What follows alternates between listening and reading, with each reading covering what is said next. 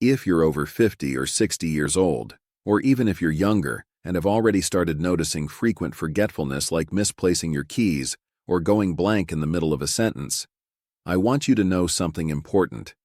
This is not normal, it's not harmless, and it's definitely not inevitable.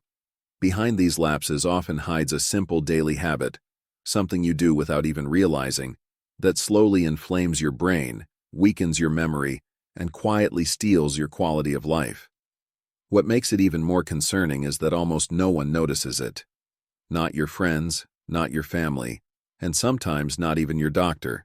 I'm Sanchez, a psychiatrist, and for more than 15 years, I've worked with people who come to my practice worried about memory problems, cognitive decline that seems normal with age, or the fear of dementia. And what I've discovered is that age isn't always the real culprit. Very often it's a daily habit, repeated over and over and ignored by everyone, that quietly sets off a process inside the brain that brings confusion, memory gaps, and that frustrating feeling of having a word on the tip of your tongue but not being able to say it. Stay with me, because in this video I'll show you what that habit is, why it's so harmful, and how you can stop it naturally, without medication or expensive treatments. I'll also share a short 15-second nighttime ritual that helps relax the nervous system, improves sleep, and lets you wake up with a clearer mind. Before we dive in, I invite you to subscribe and activate the notification bell so you don't miss any tips on how to keep your brain healthy after 60. And if what you hear today resonates with you, leave a comment with your questions. I'd love to know how I can support you better. Let's begin with the first hidden habit. I call it hidden because so many people believe it makes them more productive, when in reality, it speeds up the brain's decline. Habit number 10, cutting sleep to feel productive. In my practice, I've heard dozens of people in their 60s, 70s, and even 80s proudly tell me, I go to bed late and get up early so I don't waste time. And with kindness but firmness, I always tell them the same thing. This habit may be damaging their memory far more than they realize. It seems logical to think that sleeping less means gaining more hours to do things. But here's the truth almost no one talks about. When you don't sleep enough, your brain loses its nightly cleaning shift. During deep sleep and REM, especially in the second half of the night, a fascinating system activates. Think of it as your brain's internal cleaning service. This system clears out waste, proteins, and toxins that, if they build up, cause inflammation and disrupt mental function. When you cut back on rest, what's left is more brain fog, more absent-mindedness, more afternoon fatigue, and that frustrating feeling of reading something 3 times and still not remembering it. This isn't just aging, it's your brain crying for help. Sleeping too little also raises cortisol levels, throws off insulin balance, interferes with key neurotransmitters like acetylcholine, and disrupts the circadian rhythms that keep your memory and focus sharp. I saw this clearly with Carmen, a 67-year-old woman who was active and volunteered in her community. She confessed that she only slept 5 to 6 hours a night and relied on coffee to get through the day. I challenged her to try 2 weeks of strict sleep hygiene. A relaxing bedtime routine, no screens at night, and natural light exposure in the morning. When she returned, she told me excitedly, "Not only do I remember things better, I feel like my head is lighter." It wasn't magic. It was biology. The solution is simple, even if not always easy. Treat your sleep as a non-negotiable appointment. Aim for 7 to 8 real hours of rest. Have a light and early dinner. Avoid drinking too many fluids before bed so you don't wake up at night. Create a small nighttime ritual to unwind. Slow breathing, quiet reading, gentle stretches. The goal isn't to sleep more just for the sake of it, but to sleep better so your brain can do its job. Sleep isn't an obstacle to productivity, it's your greatest ally. It's the most natural medicine you have to reduce inflammation, consolidate memories, and stabilize your mood. And yes, sleeping well is one of the most powerful defenses against dementia. And of course, if lack of sleep harms your brain, what happens when you spend hours sitting without moving? Let's look at the next habit. Habit number 9, sitting for long periods without movement. Let me tell you about Julian, a retired school principal. He used to smile as he told me how he spent most of his day watching TV, reading the newspaper, or solving crossword puzzles at his kitchen table. "Doctor, I've earned this," he would repeat, and of course he had. The problem was that he didn't realize those long hours of sitting, especially as we age, were silently working against his brain's health. What happens when you stay still for so long? Blood flow to the brain decreases. There's less oxygen, fewer nutrients, and slower circulation, which increases inflammation. Microglia, the brain's guardian cells, become overactive. Neuronal metabolism slows down, and the networks responsible for attention and memory begin to weaken. It doesn't happen overnight, which is what makes it so deceptive. It starts with subtle signs: more mental fatigue, more forgetfulness, more irritability. The truth is, our bodies were designed to move. Movement isn't just for staying fit, it's clean energy for the mind. And for people over 60, it becomes one of the most powerful and free medicines to preserve mental clarity. The best part is that you don't need a gym or complicated routines. There's a simple rule that changes everything. Every 30 minutes, stand up. That's it. Stretch, walk a little, look out the window, drink some water. These micro breaks reactivate circulation, lower inflammation, and remind your nervous system that you're alive and moving. Julian tried this. He set a timer and started standing up every half hour. Within 2 weeks, he already felt clearer. By the end of a month, he felt lighter, in a better mood, and more in control of his days. So if you also spend long hours sitting, watching sports, reading, or just resting, remember this: a still body invites silent problems. A moving body invites repair. And speaking of silent guests, there's another one that enters your routine every morning without you suspecting it: caffeine. Could that innocent cup of coffee be affecting your system more than you think? Let's find out. Habit number 8. Too much caffeine. I speak honestly here because I understand this one very well. The aroma of freshly brewed coffee can feel like a gift at the start of the day. That first warm sip can feel like a hug. And for many of my patients, especially retirees who enjoy calm, slow mornings, that cup becomes almost a sacred ritual. But over the years, I've learned that too much caffeine, even from something as common as coffee or tea, can take a toll on the brain. Caffeine is a stimulant. It activates your cortex, tightens the nervous system, speeds up stress circuits, and can fragment your sleep, even if you drank it several hours earlier. That initial boost that seems to bring clarity often comes with a crash: more irritability, a subtle sense of anxiety, difficulty concentrating, sugar cravings, and trouble retaining what you read or learn. And of course, when your brain is already dealing with forgetfulness or lapses, that roller coaster doesn't help at all. I think of Sergio, a patient who drank coffee in the morning, iced tea in the afternoon, and sometimes a caffeinated soda at night. He had never questioned it.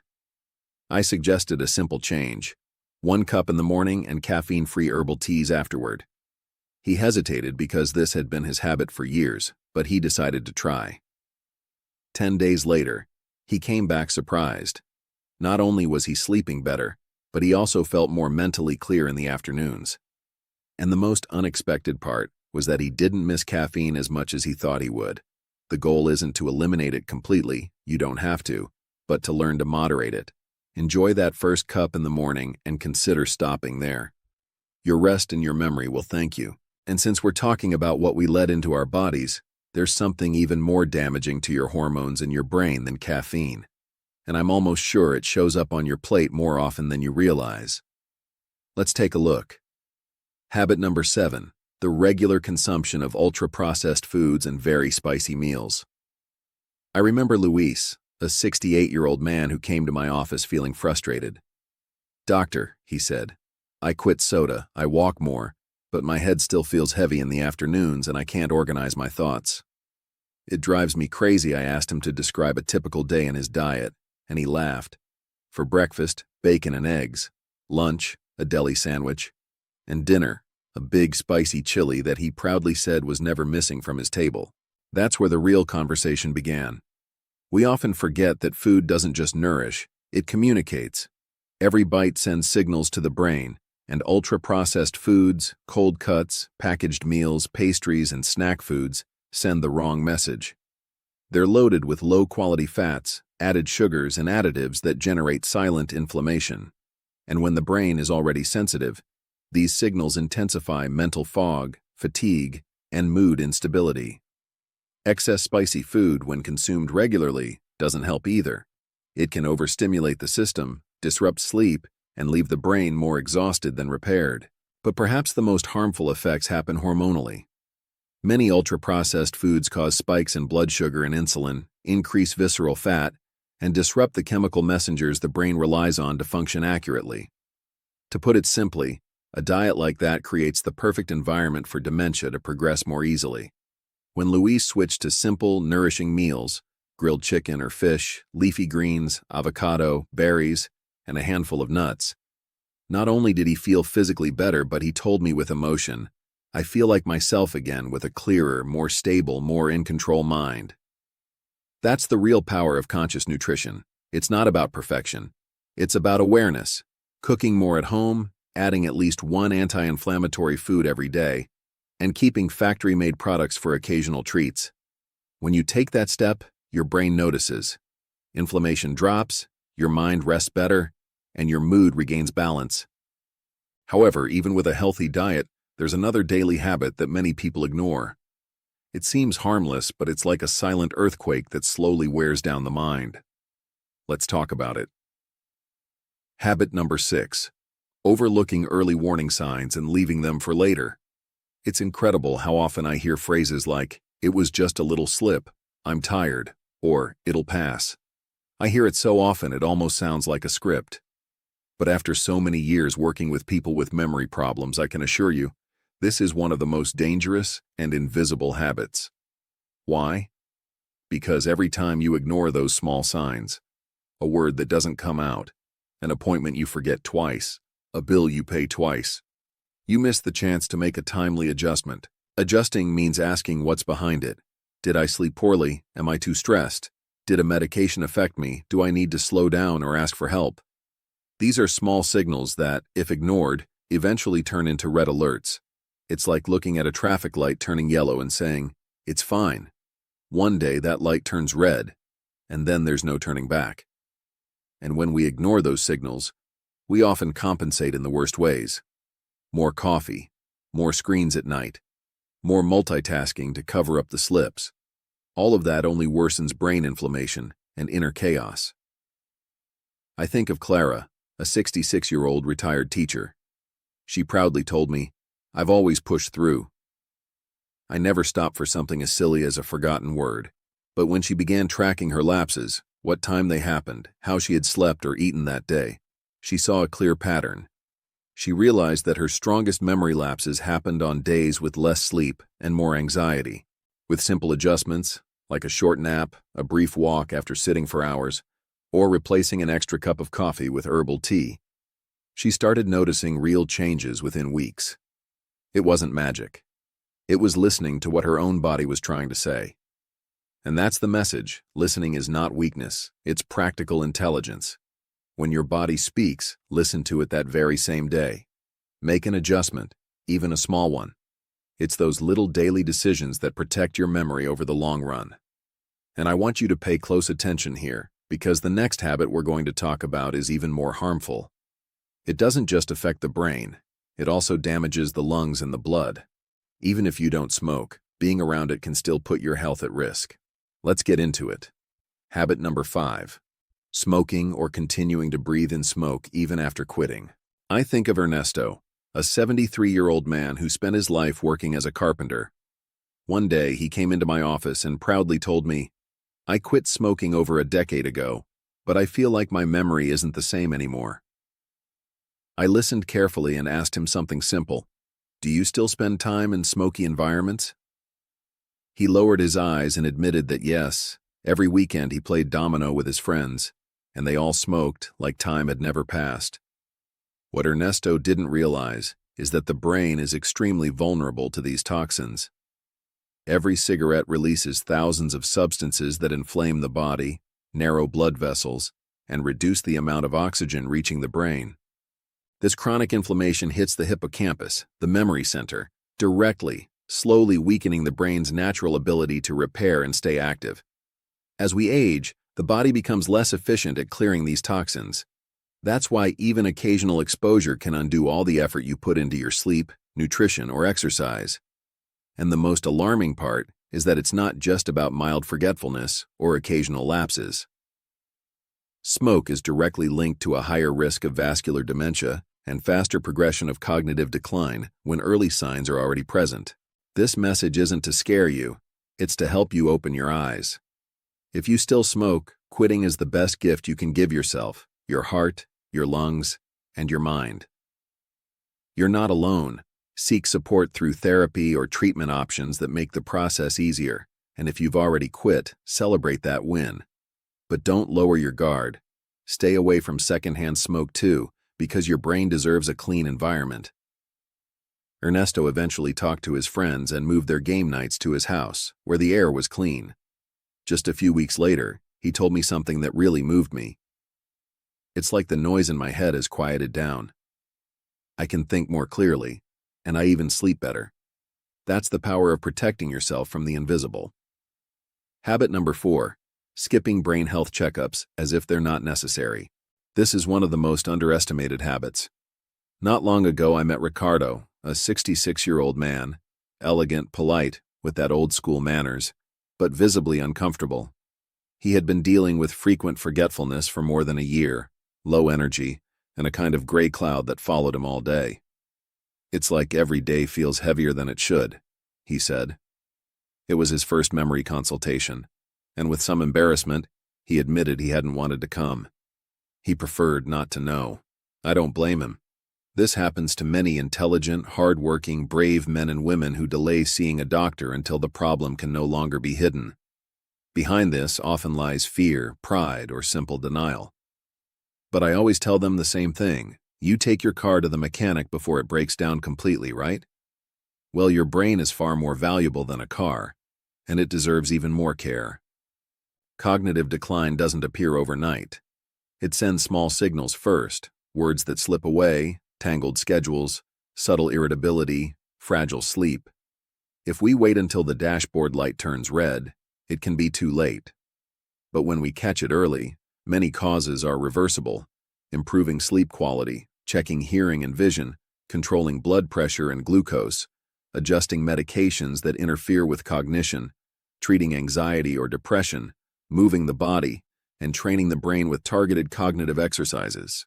That's why I emphasize an annual checkup so strongly. It doesn't need to be complicated, just basic blood work to check glucose, lipids, vitamin B12, and thyroid levels. Measure blood pressure, weight, and waist size. Screen for mood issues. Review your medications, especially sedatives or those with anticholinergic effects, which can cloud your mind more than age itself. And never overlook hearing.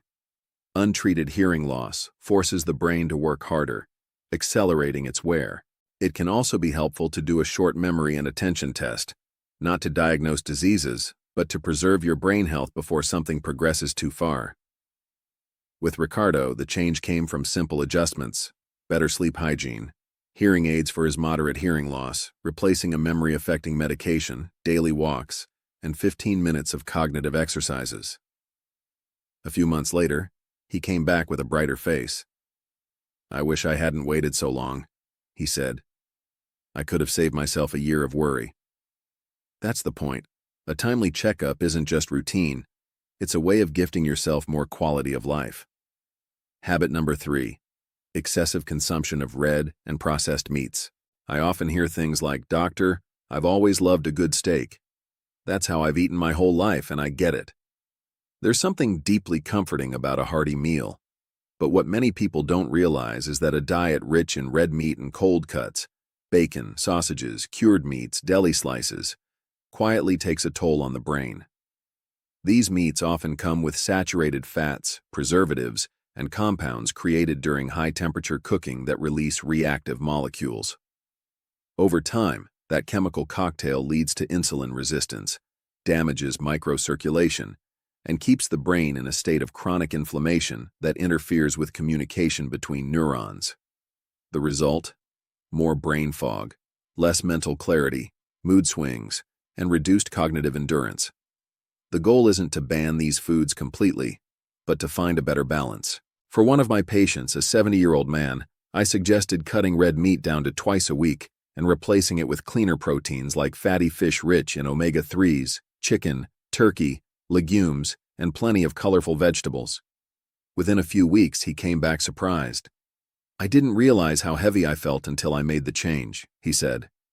He slept better, felt more energetic in the afternoons, and described his mind as lighter. The golden rule is simple. Let your plate come more from the earth than from the factory. Your brain will thank you faster than you think. And that brings us to the next point. While food plays a central role, there's another enemy that hides right below the beltline. And it can be even more dangerous: abdominal fat. The golden rule is simple. Habit number 2. Abdominal fat and obesity. Leonardo, 64 years old, always smiling and full of humor, sat across from me and half-jokingly, half-seriously said, "Doctor, I know I've gained belly fat." Leonardo admitted with a half-smile. "But can it really be that serious?"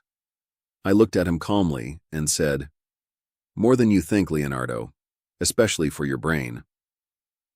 Abdominal fat isn't just a passive energy reserve. It's living, active tissue that releases inflammatory substances and hormonal signals that disrupt the balance of your entire body. That visceral fat increases insulin resistance, triggers cytokines, alters lipid metabolism, and clouds cerebral circulation. The result is an inflamed terrain that blocks delicate microvasculature and limits neurogenesis in vital regions like the hippocampus, the center of memory. And how does this play out in real life? More mental fog, lower energy, more emotional slumps, and slower learning. But there's hope. You don't need to lose 30 or 40 kilos to see real changes. A modest reduction of just 5% of body weight already improves blood pressure, regulates glucose, reduces inflammation, and awakens cognitive functions that once felt dormant.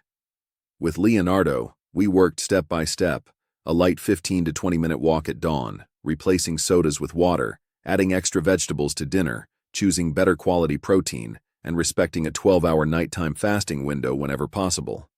A few weeks later, he told me proudly, "Doctor, I no longer drag my feet in the afternoons. I sleep through the night, and I feel like I'm getting a piece of myself back." Because your waistline tells a story, and when you reclaim it, you don't just lose centimeters, you regain energy, clarity, and balance. And now we arrive at the most treacherous habit of all. It's not about what you eat, drink, or how you sleep. It's something much subtler, something we live with every day that silently sabotages everything else. It's time to name it. Habit number 1. Living with chronic stress without learning how to let go. Of all the habits we've talked about, sleep, nutrition, movement, daily routines, this one is the most underestimated, yet it's the most powerful at wearing down your brain. Chronic stress is not just emotional discomfort. It's a biological force that shapes your memory, mood, and mental clarity day after day. I've met many people like Ricardo, 70 years old, always well-dressed, calm on the outside but carrying years of responsibility inside. "Doctor, I don't talk about stress," he told me. "I just endure and keep going." I nodded because I've heard that line countless times, especially from people who grew up believing that being strong meant staying silent, enduring, and never asking for help. The problem is that stress doesn't stay in your mind, it's imprinted in your body. Constantly elevated cortisol begins to shrink connections in the hippocampus, the very region that supports your memory. It accelerates the sympathetic nervous system, disrupts sleep, unbalances neurotransmitters like serotonin and dopamine, and leaves you more vulnerable to pain, anxiety, and that subtle irritability that slowly erodes patience. It's a perfect silent storm that leads to memory lapses, chronic fatigue that no coffee can fix, and the feeling of living at half your capacity. Ricardo, after years of holding it in, finally spoke. He admitted that family issues, finances, and fears about retirement were overwhelming him. So we started gently, without medication. 10 minutes of slow breathing daily, 4 seconds inhaling, 6 to 8 seconds exhaling. Gentle walks at dawn, writing 1 page a week to release thoughts, reconnecting with 2 old friends, and perhaps the most transformative step, allowing himself to rest without guilt. Within weeks, he said, "Doctor, I didn't realize how much I was carrying until I began to let go." His sleep improved, his memory stopped failing so often, and he felt more patient with himself and others. Managing stress isn't weakness, it's strategy. It's leadership over your own life. And once you take it seriously, you not only protect your brain, you build the foundation for all other habits to thrive. Sleeping better, eating better, moving more, truly connecting with people. It all stops feeling like a struggle and becomes a way of life. Today, we've brought to light 10 habits, some obvious, others so routine they go unnoticed, but all with a direct impact on brain inflammation and that frustrating mental fog. I don't want you to feel overwhelmed. Instead, I want to leave you with something simple and practical, a 15-second nightly ritual that has transformed the lives of many of my patients. This ritual is designed to lower internal tension, calm your nervous system, and prepare your brain to do its nightly cleaning and repair work. Start with the 4-7-8 breathing technique. Inhale through your nose for a count of 4. Hold the air in your lungs for 7. Then exhale slowly through your mouth for 8, as if fogging up a window. It's not magic, it's physiology. By lengthening your exhale, you activate your parasympathetic system, your body's natural calming mechanism. 1 or 2 rounds are enough to feel your heart rate slow and your mind start to release the day's noise. The second step is a short, gentle massage behind your ears, over the mastoid bone, then sliding your fingers down the sides of your neck. Just 5 seconds, but enough to remind your body it's time to relax. And the last step is a simple intention. Say it softly. Tonight, my brain cleans and repairs.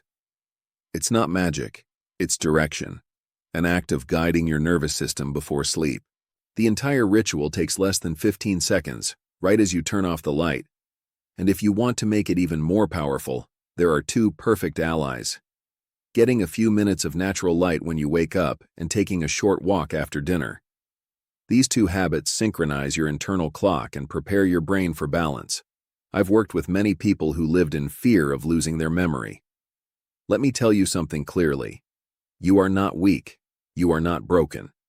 You simply didn't have all the information, but now you do, and that changes everything. Tell me in the comments, which of these habits are you already changing? Which one surprised you the most? I'd love to hear from you because your story may be exactly what someone else needs to begin their own transformation. And if you want to keep learning how to protect your memory and mind, you'll find more helpful videos right here.